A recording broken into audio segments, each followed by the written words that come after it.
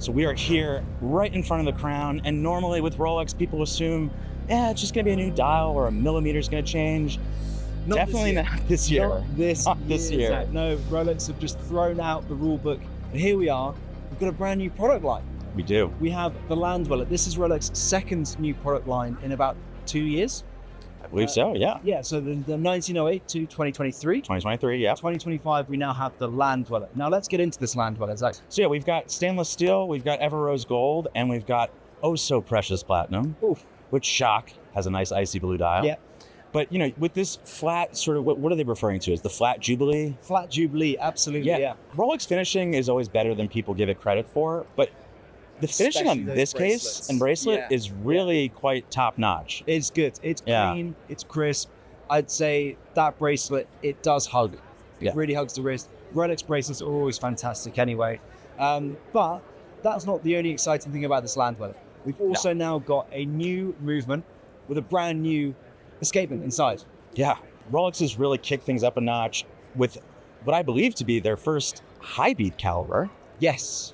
And they've completely just really overhauled what we would expect from your typical Swiss lever escapement to what we have now, which I believe is referred to as Dynapulse. Dynapulse escapement. So it's not a natural escapement, but it's somewhere in between. It takes 30% less energy than a standard Swiss lever. It's fantastic. And the power reserve is a minimal decrease. It's what, 66 hours? Absolutely is. Yeah. And so this new movement is exciting. It's a great new launch for Rolex. And it seems like something they can build on for years to come. And they've been working on this caliber for what, 7 years now? That's what they said. Yeah. So a lot of time and investment. Yeah. But the other side of the conversation has been the dial. Absolutely. Yeah, this honeycomb dial that they've now got. And it's in obviously 3 colors with the 3 metal types. Yep. I should also point out those 3 metal types available in both sizes. So the 40 and the 36. So you can get all 3 no matter what size you want. But the only... And same caliber in both watches. Yes. Right? So there's no drop off. Me personally, I would go 36. I don't know about you. I'm exactly the same. We are part of the small wrist club. So we're going to go with that 36 size. And it's not just Land Dweller. It's not just Land Dweller. There's a lot more to explore. So let's move on then. Yeah. So now we've now got GMTs. So this is pretty nuts because in our Rolex predictions article and our video, there was a render we put together that was, and we had no preconception or pre-warning, but it was pretty spot on. It's this new GMT-Master II in Ever Rose Gold with a Tiger's Iron dial? Tiger's Iron. When I first looked at it, I thought that was stone marquetry. No, it's not. Tiger's Iron, naturally occurring stone. It's got Tiger's Eye, it's got red jasper and hematite all mixed together. And great for us as Time+Tide, sourced in Australia. Yes. Australia really is known for having a lot of the stones that these watchmakers use in their dials. But gorgeous. I got to give Rolex credit.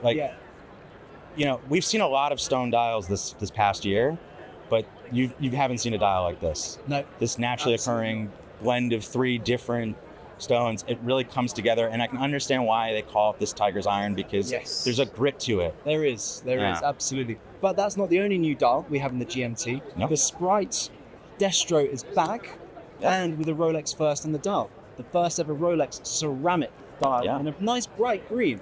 Yeah, it's a nice green ceramic, but white gold case and bracelet. Yes. And it's only available on the Oyster bracelet, which... that can divide opinions very quickly, can't it? I don't know if I feel so jubilee about that. But anyway, that's a quick little novelty. About bracelets. Yes. Nice segue to the 1908. Yeah. So we've got a nice update on this one now, on what I am calling the nicest Rolex bracelet out there. Yeah, it's very silky, and that's because it's 7 row. Yeah. Or as they said during our meeting in the booth, and I'm a little scared here because we've got a resident Italian with us, the Settimo bracelet. Did I do that right? Yeah, there we go. Getting the thumbs up. All right. Yeah, true. So it's the Settimo bracelet, 7 row, and it's very silky, articulates very well. Yeah. And it's a full polish. Yes, it is. So it's got this elegance of just being completely mirrored. No mixed finish like you would find on a standard Jubilee. Right. But it's almost like, in a sense, Rolex's brick bracelet. It is, but it seems to be elevating that brick style once again, as Rolex likes to do. Refined, absolutely, thinner, more elegant. Absolutely, and this to me is it's the best version of a Rolex dress watch. It's the best way a Rolex dress watch can really be because it's got one of the best attributes Rolex brings, which is their bracelets.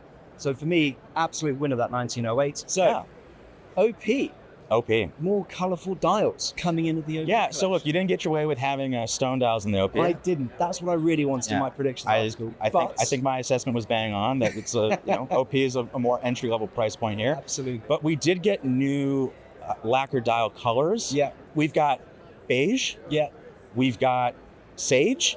Yes. And we've got even the return of candy pink. Well, I kind of see it as like more of a lavender.